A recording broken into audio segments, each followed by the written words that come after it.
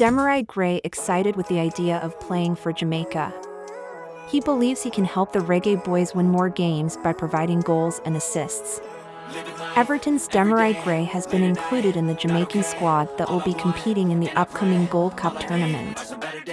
The Reggae Boyz have been pursuing Gray for a long time. The Reggae Boyz were forced to wait for him since he was struggling to get his passport. The English-born player has established himself as one of the best wingers in the English Premier League.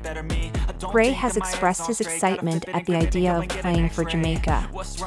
He has committed his future to the Reggae Boyz project. He has been eligible to play for Jamaica because his parents have roots in the Caribbean country. Jamaica is the land that nurtured his maternal grandparents.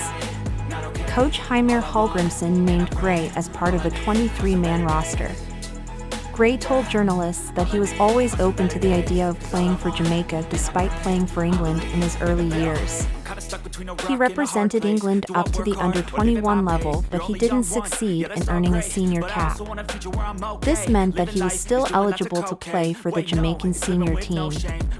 Gray arrives at a time when the Jamaicans are looking for their first win under coach Heimir Hallgrimsson. However, Gray isn't intimidated by the task at hand. He claimed that he sees Jamaica's recent struggles as an opportunity. He believes he can help the Reggae Boyz win more games by providing goals and assists. Coach Hallgrimsson said that he is excited at the idea of having many quality attackers to choose from. He believes that he now has many good players who can change the game coming from the bench. Some of the other big names in the squad include Michael Antonio, Jonathan Russell, Andre Blake, Shamar Nicholson, and Leon Bailey. Other newcomers include Kahim Paris and Dujon Richards.